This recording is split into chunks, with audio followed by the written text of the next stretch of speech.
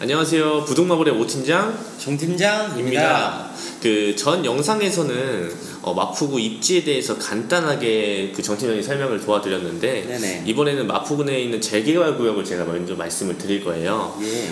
근데 재개발이 너무 많다 보니까 많은 구역을 설명해 드리기보다는 한 3개 정도 구역을 저희가 말씀을 드릴 거거든요. 네네. 근데 이 3개 구역은 크게 동등한 조건을 가지고 있는 거는 역세권 재개발이라는 거예요. 사업성이 가장 좋잖아요. 그렇죠. 그러다 보니까 역세권 재개발로 들어가는 건데, 첫 번째로는 마포구청역 역세권 재개발이고요. 네네. 그리고 두 번째로는 성산 중동 역세권 재개발, 그리고 성산 연남 역세권 재개발, 이렇게 3개를 제가 가지고 왔거든요.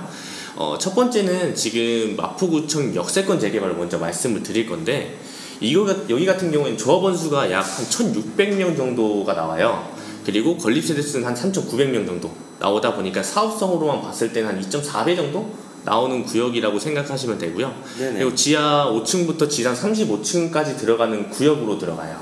네. 그리고 지금 현재 여기 같은 경우에는 동의율이 가장 높은 구역 중 하나예요. 이 3개 구역 중에. 네. 그러다 보니까 70% 정도가 됐는데, 여기는 단점이 하나가 있는 게 노후도 문제가 조금 좀 간당간당하다 보니까 잘못하면 무산될 수도 있다라는 거를 꼭 생각을 하시면 좋으실 것 같고, 여기 같은 경우에는 사업성이 정말 좋은 거는 그 규모가 크게 들어간다. 근데 지금 노후도 때문에 사실 무산될 수도 있는 단점이 있다는 걸 꼭 생각하시고 전문가랑 상담을 하시고 나서 들어가시는 쪽이 가장 좋으실 것 같아요. 네네. 혹시 그럼 무산될 수도 있다는 지역이라면 어떤 곳들을 말씀하시는 건가요? 재개발은 그러니까 노후화가 진행된 곳에 그 새로운 주거 환경을 개선하는 거라고 생각을 하시면 되는데, 네네. 예를 들어서 간단하게 말씀을 드리면 법적으로 충족해야 되는 노후도가 있어요. 근데 그 노후도를 충족을 못했을 경우에는 재개발이 안 들어간다고 생각하시면 되기 때문에, 이 구역에 계속해서 신축 빌라가 들어가거나 신축 건물이 들어가면 노후도 문제가 생기기 때문에 재개발 추진이 많이 어렵게 된다는 게, 그게 무산될 수 있다는 말입니다. 네네, 알겠습니다. 네, 그래서 꼭 노후도라든지 동의율을 가장 많이 보시고 들어가셔야 되고요. 두 번째로는 제가 말씀드릴 거는 그 성산 중동 역세권 재개발이에요. 근데 이 구역 같은 경우에는 조합원 수가 지금 한 1,450명 정도 들어가고요. 그리고 한 건립세대 수 한 2,500세대 정도로 약 한 1.7배 정도라고 생각을 하시면 될 것 같아요. 그러다 보니까 사업성이 좀 많이 낮아요. 여기는 낮지만 그래도 규모가 좀 작다 보니까 빨리 들어갈 수 있는 장점이 있지만, 여기 같은 경우에는 동의율이 한 60%대로밖에 안 되다 보니까 지금 가지고 온 저희가 그 정보 중에는 가장 좀 늦을 수도 있다라는 것만 생각하시면 될 것 같아요. 그리고 제가 마지막으로 세 번째를 말씀을 드릴 건데, 여기 성산 연남 역세권 재개발 구역이에요. 근데 이 구역 같은 경우에는 조합원 수가 한 1,300명 정도에 건립세대 수가 한 3,600세대 정도 들어가고, 사업성으로만 봤을 때 한 2.7배, 즉 3배 정도가 나오는 구역이거든요. 가장 지금 높은 지역이네요. 맞아요. 그리고 여기 같은 경우에는 동의율도 높아요. 60% 후반대로 들어가 있고, 여기는 지금 현재 22년도에 사전 타당성 조사를 들어가고 지금 45층까지는 통과된 구역이에요. 네, 그러다 보니까 여기 중에는 지금 35층보다 높게 올라가는 구역이라고 생각을 하시면 되고요. 그리고 이 구역이 가장 메리트가 있는 것 같은 경우에는 현재 동의서도 높고, 지금 아무 사람들이 많이, 조합원들이 엄청 재개발에 대해서 좋은 긍정적인 모습을 가지고 있다는 점을 생각을 하시면 너무 좋으실 것 같아요.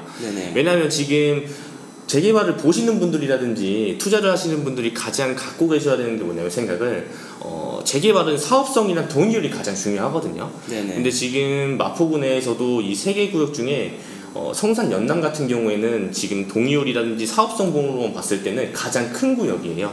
그리고 가장 빠르게 별탈 없이 들어갈 수 있는 부분이 있다 보니까 저희가 추천을 드리고 싶은 구역 중 하나라고 생각하시면 됩니다.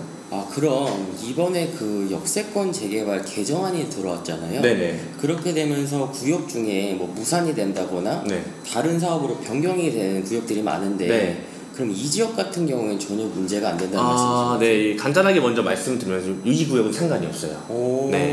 왜냐하면 그 개정안 전에 여기 같은 경우에 사전 타당성 조사를 접수를 마치고 지금 진행되고 있는 구역이다 보니까 상관이 없습니다. 그래서 서울 재개발 구역 중에 지금 뭐 역세권 재개발로 들어가려고 했던 예정지가 엄청 많아요. 네, 그 중에서 지금 사실 한 10% 내외로 거의 확정구역이라든지 진행 역세권 재개발로 추진 중이거든요. 네네. 그러니까 그 희소성 자체가 많이 높은 구역이라고 생각을 하시면 될 것 같아요. 네네. 네, 그래서 오늘 이렇게 간단하게 재개발 구역을 몇 개 갖고 오긴 했는데 저희가 말씀드렸던 뭐 성산 연남이라든지 뭐 마포구청의 역세권 그리고 성산 중동 이렇게 3개 구역을 제가 말씀드려도 정확한 거는 가서 직접 발품을 띄워보시고 임장도 보시고 하시는 게 가장 좋으실 것 같아요. 그래서 오늘 이렇게 마포구 내에 있는 구역 중에 활발하게 움직이는 구역을 말씀을 드렸는데 사람마다 생각 차이라든지 판단은 좀 다르기 때문에 제 개인적인 의견이라는 건 생각을 하셨으면 너무 좋겠어요.